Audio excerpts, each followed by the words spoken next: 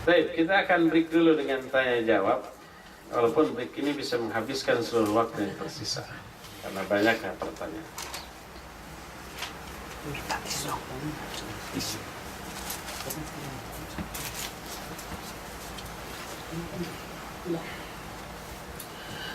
Pertanyaan pertama dari akhwat.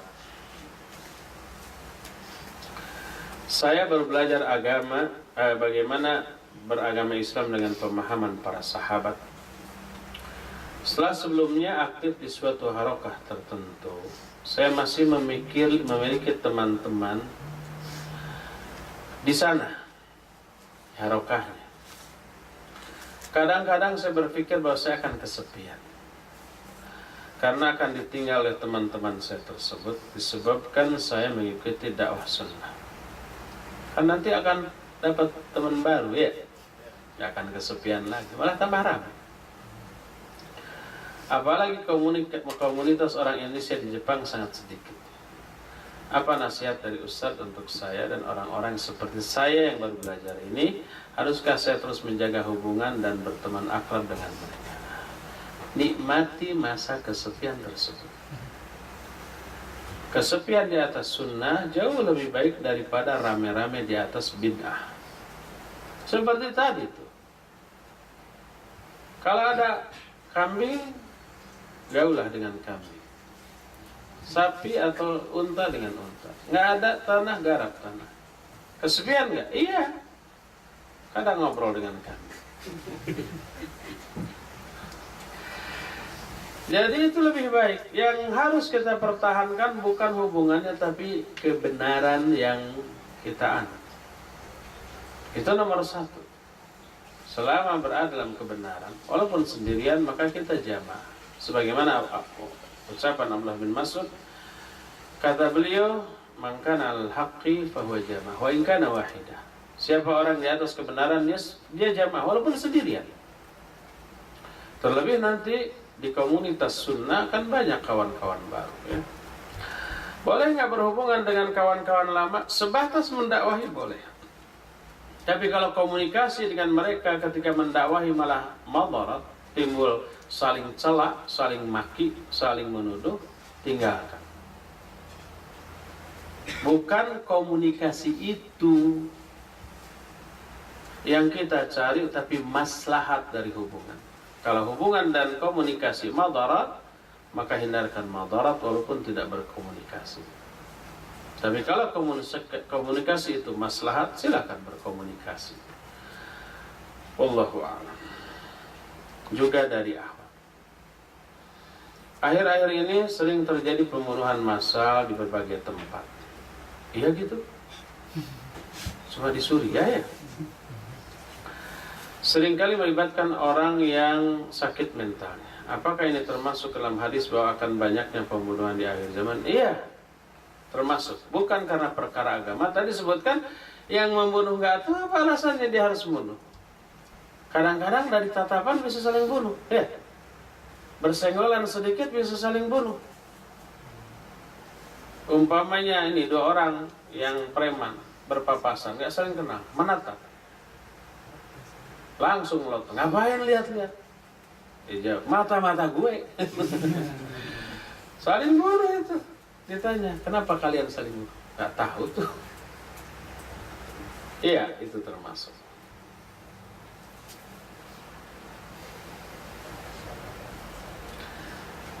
Tolong beri wasiat dan nasihat bagi kami pelajar dan pekerja yang tinggal di Jepang. Pulang. Apa yang kita cari di sini? Uang bisa dicari di Indonesia. Kecuali yang tadi yang kemarin disebutkan. Pertama, bila kita memang mencari ilmu yang tidak ada di tempat lain. Yang keduanya, umpamanya yang kita kejar di sini itu walaupun bukan ilmu, umpamanya berobat yang tidak ada di tempat lain. Boleh. Terus ketiganya, kalau memang kita kesini untuk memainkan peranan di dunia dakwah, saya membuka lahan dakwah di sini. Saya tidak bisa dakwah, tapi dengan mengkoordinir pengajian, mengundang ustadz yang kompeten, bisa semarak. Akhirnya dakwah Islam merebak, dakwah sunnah menyebar. Ya, kalau itu bagus. Tapi kalau ke sini mencari ilmu yang di negeri Islam ada, atau hanya mencari uang yang bisa dicari di negeri lain, maka tidak ada alasan untuk tinggal di sini. Kalau masih belum memikirkan untuk pulang karena dengan pulang lebih madarat, ya maksimalkan maslahat dan minimalkan madarat selama di sini. Selama di sini, walaupun di sini bisa mengikuti kajian lewat internet, lewat streaming, lewat YouTube, lewat website para asatidzah dan para ulama. Intensifkan itu. Dengan serius dan dijadwalkan, buka laptop, buka YouTube, siapkan di meja buku catatan, siapkan Quran. Dengar, tatap itu ustadz yang ada di YouTube. Gitu ya. Bila perlu catat nomor HP ustadz, WhatsApp-nya, BB-nya, gitu ya. Nggak dikasih. Kalau ada yang nggak ngerti, tanya. Kalau ke saya, SMS, BB atau WhatsApp dijamin nggak dijawab. Iya, kalau dijawab itu bisa hang. Sehari bisa lebih 100. Karena apa? Orang yang dijawab pasti jadi langganan. Tiap hari bisa lebih dari 1 pertanyaannya. Kadang-kadang curhat. 1 kali SMS, 10 SMS, gimana jawabnya? Nanya dalil. Itu 1 orang. Lalu nyebar. Oh, kalau nanya lewat SMS, Ustadz anu saja. Sehari bisa ratusan orang. Hang. Dan itu pernah terjadi. Pernah teralami. Setelah teralami begitu diumumkan, tidak lagi akan menjawab pertanyaan lewat SMS. Tidak dijawab pun pertanyaan masih terus meruduk. Apalagi kalau dijawab. Telepon, apalagi di sini ada fasilitas murah ya, bisa lewat Skype umpamanya atau media lain yang kalau telepon bisa murah banget gitu ya. Kemarin saya dari sini nelpon sampai 5 kali ke beberapa orang di Indonesia pakai Skype, cuma habis 100 yen ya berapa? Fik ya? 100 yen. 100 yen itu berapa? 10.000. Di Indonesia aja 5 kali bisa lebih dari 10.000 tuh. Ini dari Jepang ke Indonesia. Ya, telepon ke ustadz-ustadz itu. Insya Allah diangkat. Saya kalau ada telepon dan saya lagi memungkinkan ngangkat, walaupun tidak dikenal, insya Allah diangkat. Kalau SMS kan. Kecuali kalau lagi nyetir, atau lagi di motor, atau lagi di WC, atau lagi kajian seperti yang nggak akan diangkat, nanti telepon lagi kalau nggak diangkat.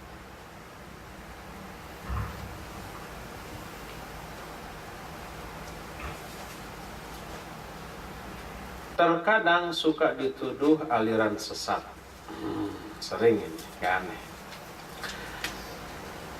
Strict dan keras, apa bedanya? Sama kan? Strict and keras dan kasar. Bahkan orang tua sendiri. Saya mencoba untuk menjelaskan, tapi karena kedangkalan ilmu sering menjadi perdebatan yang berakhir tidak baik dengan orang tua. Teralami oleh setiap orang. Apakah ini berarti sebaiknya kita menjauhi orang tua karena takut akan fitnah? Bagaimana solusinya? Karena di satu sisi takut juga menjadi durhaka pada mereka. Kadang untuk menyelesaikan satu masalah, kita harus keluar dari zona masalah itu, kemudian menyelesaikan dari zona lain. Kalau kita tidak punya kemampuan menjelaskan ke orang tua, atau punya kemampuan tapi nggak akan mungkin digubris, ya, coba cari dengan cara lain. Bagaimana cara lain itu? Pertama, dakwahi mereka dengan kemuliaan akhlak. Tunjukkan kemuliaan akhlak di dalam rumah kita, di hadapan orang tua. Coba bangun umpama malam jam 2:30, tahajud, berdoa. Setelah itu beres-beres. Lihat ke dapur kalau ada cuci piring, gelas kotor, cuci sebelum orang tua bangun. Ya. kemudian memanaskan nasi, memanaskan makanan, kemudian lihat ke WC, lihat ke mesin cuci, ada pakaian kotor cuci. Setelah itu ngepel, nyapu, beres-beres. Adzan subuh, sholat. Orang tua bangun, seluruhnya sudah beres. Kata orang tua, saya mau nyuci piring, udah beres tuh semua. Oh, kalau gitu saya mau nyuci baju, udah dijemur. Kalau begitu saya mau nak nasi, udah matang mah. Saya mau menghangatkan lauk-lauk, udah hangat. Ini kopi silakan. Akan marah nggak orang tua? Enggak. Kalau dia pelajar, rajin belajar, raih prestasi yang bagus.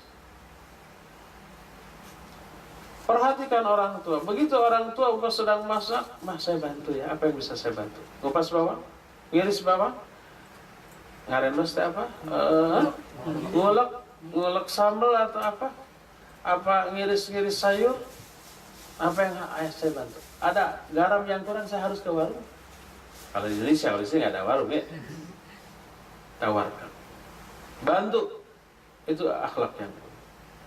Ada adik-adik, ayo dibimbing pelajarannya, dimandikan, disiapkan pakaian untuk ke sekolah. Orang tua melihat, senang apa enggak? Senang. Hati kerasakan dulu dengan kemuliaan akhlak.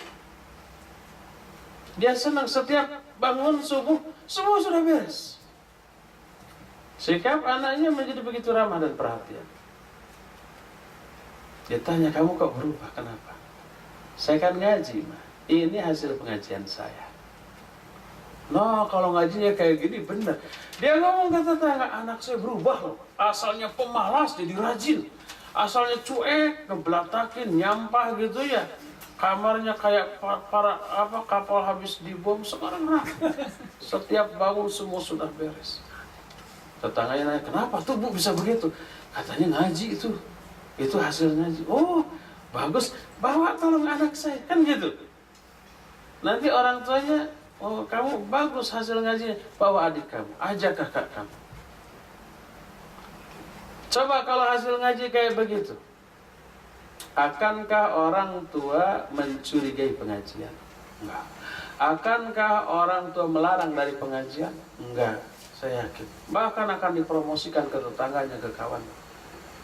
Dia katakan anak saya tuh berubah setelah ngaji tuh. Wah, kalau anak bandel, oh suruh ngaji kayak anak saya lebih bandel dari anak bapak. Karena saya juga dulu lebih bandel dari bapak. Umpamanya. Tanpa menyampaikan ayat, tanpa menyampaikan hadis, hatinya sudah luluh dengan kemuliaan akhlak. Ada penguasa Yamamah. Yamamah itu di zaman Nabi SAW supplier sumber makanan ke Mekah. Nabi SAW waktu itu sudah hijrah ke Madinah.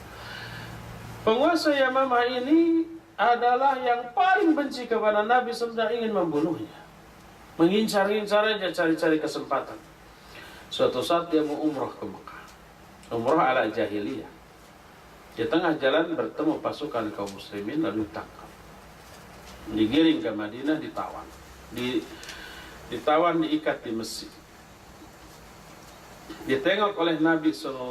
Oh, kalian tahu nggak siapa yang kalian tangkap? Ini penguasa Yamamah. Lalu didakwahi, diajak Islam, dibacakan ayat. Apa kata dia? Hai Muhammad, kalau kamu mau berbuat baik, ya, berbuat baiklah kepada orang yang akan bersyukur kepadamu. Karena Nabi ketika tahu ini Yaman, tak pulang, bawa makanan terbaik, kurma, lalu diberikan. Kalau kamu mau berbuat baik, berbuat baiklah kepada orang yang akan bersyukur kepadamu. Kalau kamu mau harta, minta tebusan, tapi lepaskan aku. Kalau kamu mau bunuh aku segera. Akhirnya tinggalkanlah Nabi SAW. Beberapa hari kemudian dihampiri lagi. Kata beliau, sebelum ditinggalkan, perlakukan secara baik. Sampai para sahabat memilih makanan terbaik untuk tawanan, sementara mereka memakan makanan kelas 2 yang sisa. Kedua kalinya didakwahi lagi.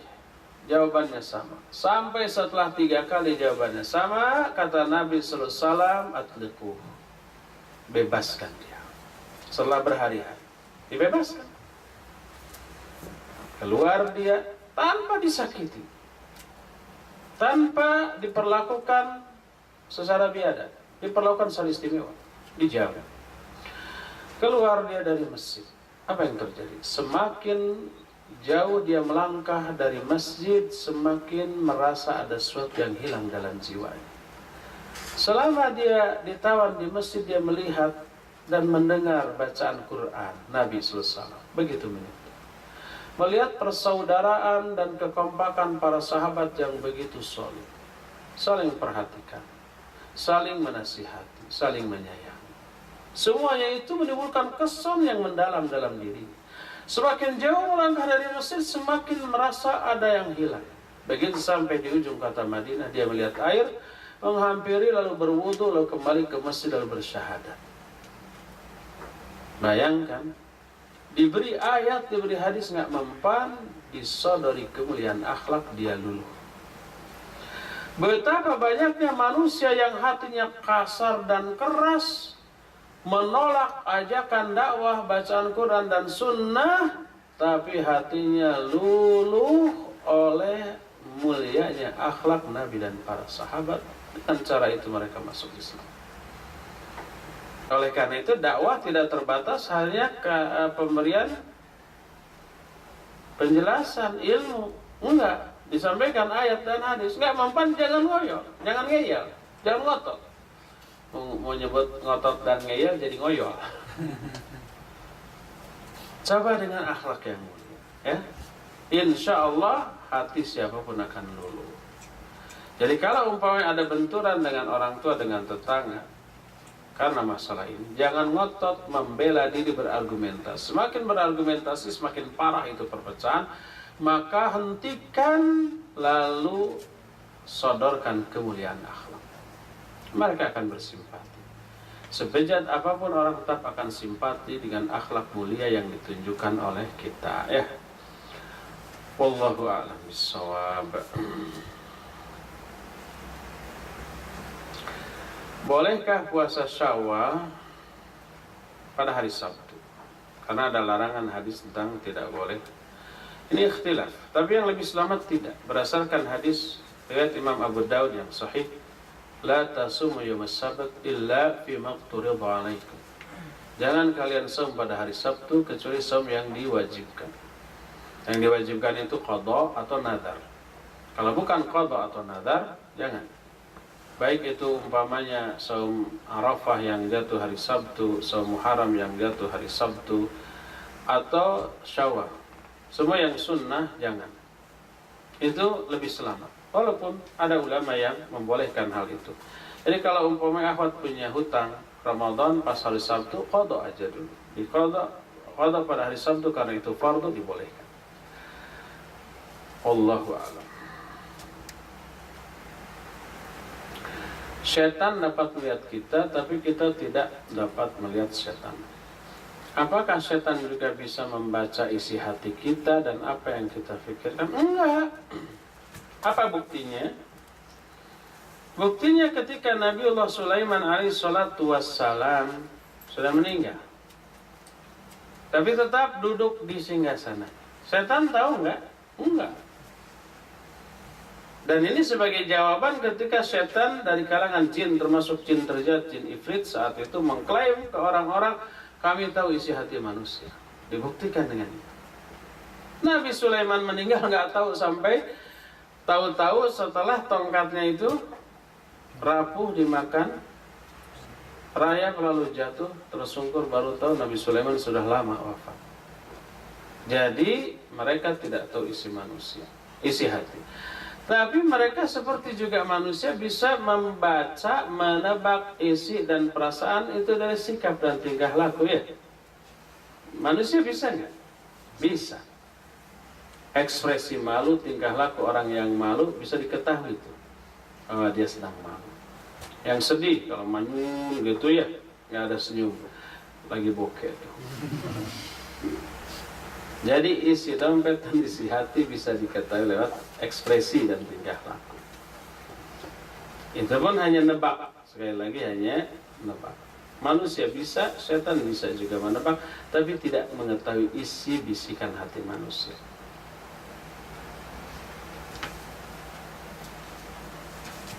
Terakhir, ada dua. Di komunitas Indonesia sekitar kami sering diadakan acara kumpul-kumpul. Seringkali isinya hanya ngobrol dan makan. Ajak-ajak dong. Kami ingin menghindari datang ke acara tersebut, namun merasa segan dengan teman-teman. Apakah yang harus kami lakukan? Iya, kalau kita bisa menyelipkan dakwah, hadir dan selipkan dakwah. Kalau obrolannya bagus, baik, tukar informasi, tukar pengetahuan gitu ya. Nah, termasuk bisa kita selipkan dakwah, silahkan datang. Kalau maslahat, manfaatkan. Tapi kalau madarat, isinya ghibah, isinya gosip, isinya biasanya kalau akhwat berkumpul 10 kata pertama lurus, kata ke-11 bicaranya ikhwan. Ikhwan begitu. Kalau para bujangan ngumpul 10 kata pertama lurus, kata ke-11 baru nyelapet-nyelapet akhwat. Ke-20 murni seluruhnya akhwat. Kalau madarat sebenarnya jangan ikut.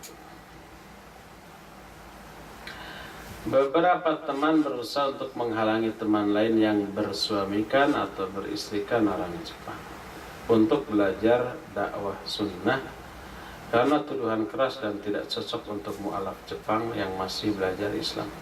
Bagaimana cara menjawab tuduhan ini? Jawab dengan realita. Kenapa mu'alaf tidak cocok? Paling cocok. Karena apa? Karena Islam itu melalui pemahaman as-salafus saleh memperlakukan mu'alaf lebih spesial daripada perlakuan yang sudah lama muslim. Mu'alaf berhak memperoleh zakat. Mu'alaf boleh lebih fokus untuk diberikan bimbingan tentang ajaran Islam. Mu'alaf lebih harus diperlakukan dengan kemuliaan akhlak melebihi perlakuan kepada muslim yang lain. Coba Nabi SAW, ya, ketika ada orang yang baru masuk Islam melakukan kesalahan fatal, namanya Muawiyah bin Al-Hukam, dia sholat, di dalam sholatnya ada orang yang bersih, dia mendoakan yarhamukallah, kalau lagi sholat, para sahabat melotot, diperlakukan, dipelototin begitu, dia nggak enak hati, lalu berkata, masya'nukum tanduruna ilai, ngapain kamu melotot saya? Padahal lagi apa? Melihat itu para sahabat memukul-mukulkan tangan mereka ke paha mereka, berisyarat diam, aku pun diam. Selesai salat, kata Muawiyah, demi Allah aku tidak pernah melihat orang yang lebih lembut, lebih bagus mengajarkan kebenaran dibanding Rasul. Beliau tidak memarahi aku, membentak aku, memukul aku. Beliau hanya menyatakan, inna hadis salat la yasluhu fiha min kalamin. Semuanya dalam salat ini tidak layak ada ucapan manusia di dalamnya. Nabi tidak memarahi dan tidak menyuruh orang itu mengulang kembali salat, karena dia mu'alaf, baru masuk Islam. Lain lagi perlakuan beliau kepada sahabat yang senior yang sudah lama masuk Islam. Suatu saat terlihat di tangan jarinya ada cincin emas.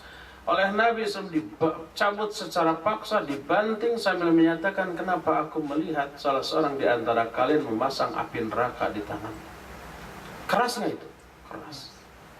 Sampai para sahabat kasihan kepadanya, ambil, khud wantafi biha. Ambil lalu manfaatkan, jual manfaatkan. Apa dia bilang? Demi Allah, saya tidak akan pernah mengambil cincin yang sudah dibanting oleh Rasul SAW. Jadi perlakuan kepada mu'alaf lebih istimewa, lebih lembut.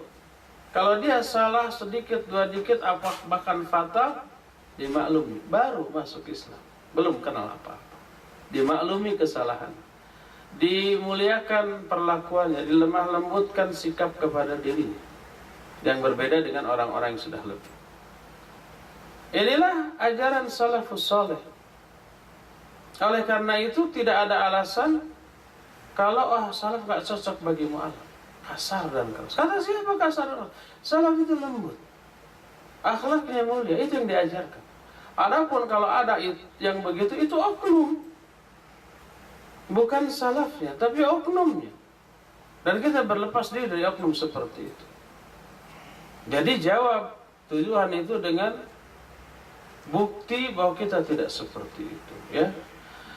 Ya, itulah materi sesi kedua, menghabiskan seluruh waktu yang tersedia, bahkan lebih. Nanti kita akan lanjutkan ke sesi ketiga, menuju ke kematian, gitu ya. Subhanakallahum bihamdik, asyhadu an la ilaha illa anta, astaghfiruka wa atubu ilaik, walhamdulillahi rabbil alamin. Wassalamualaikum warahmatullahi wabarakatuh.